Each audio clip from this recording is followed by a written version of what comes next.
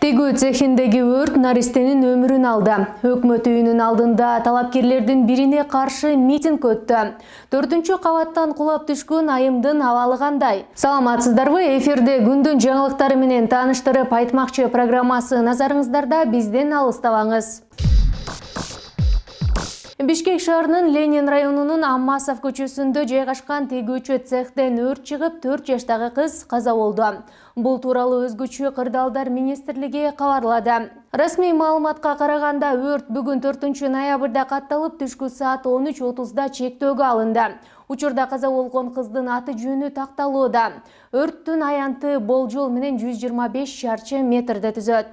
Айтмакчы, Өзгөчө кырдаалдар министрлигинин маалыматына ылайык 2021 жылдын 8 айында республика боюнча 1966 өрт кырсыгы катталды. Бул өткөн жылга салыштырмалуу 30%га көп. 2020 жылы 1515 өрт катталган. Анын кесепетинен 25 адам каза таап, 36 киши жабыркаган. Тилсиз жоодон 26 адам куткарылып, 8 миллиард 389 миң 727 миң сомдук мүлк сакталган. Тилекке каршы 3-4 ноябрь күндөрү Кыргызстанда ондон өрт кырсыгы катталды. Басымдуу бөлүгү турак жайлардан чыккан. Ошондой эле бүгүн Борбордогу Нава отель мейманканасында дагы өрт чыкты. Өзгөчө кырдаалдар министрлиги жарандарды сак болууга жана эрежелерди сактоого чакырды. Ассаламу алейкум достор, Бишкек шаарында жайгашкан жаңы ачылган Нова отели күйүп жатат. Кудай сактасын. Пожарныйлар кайсы болду экен? Аламүйдүн районунун 13 тургуну Лебединовка айыл өкмөтүнүн мурдагы башчысы Бердибек Чынтемировду алдамчылыкка айыптап митингге чыгышты. Доверенность жасатып туруп, башка адамдарга сатып жиберген да. Доверенность аткылычы. Биздин уруксатыбыз жок, мыйзамдуу түрдө эмес. Мындай кандай бул ушундай болуп калат да?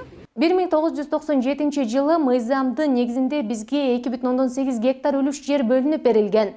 Кызыл китеби дагы бар. Ал кезде Бердибек Чынтемиров айыл өкмөт башчысы болчу. Анан ага участоктарды ижарага бердик. 2010 жылы ал жасалма документтерди жасап, жерибизди саткан экен. Бул тууралуу биз 2015 жылы билдик, дейт митингчилердин бири Динара Акматалиева. Анын айтымында алар буга чейин милицияга, президент Садыр Жапаровго, УКМКнын башчысы Камчыбек Ташиевке кайрылышкан, бирок жыйынтык болгон эмес. Абсолютно. Буга чейин дагы бир жергиликтүү тургун Нурпайыз Назаров дагы Чынтемировдун үстүнөн арызданган.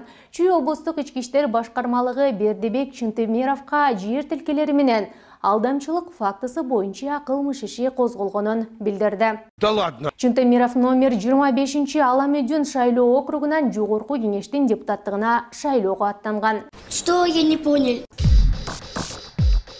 Бишкекте куткаруучулар көп кабаттуу үйдүн 4-чү кабатынан 1-чи кабаттын бастырмасына кулап түшкөн аялды түшүрүп, тез жардам кызматына өткөрүп беришти. Бул тууралуу Өзгөчө кырдаалдар министрлигинин басма сөз кызматы маалымдады. Билдирмеге ылайык, Октябрь районунун Байтик Батыр көчөсүнүн номер 37 үйдүн 4-чү кабатындагы батирдин балконунан 1-чи кабатындагы орнотулган бастырмага болжол менен 25-30 жаштагы аял киши кулап түшкөн.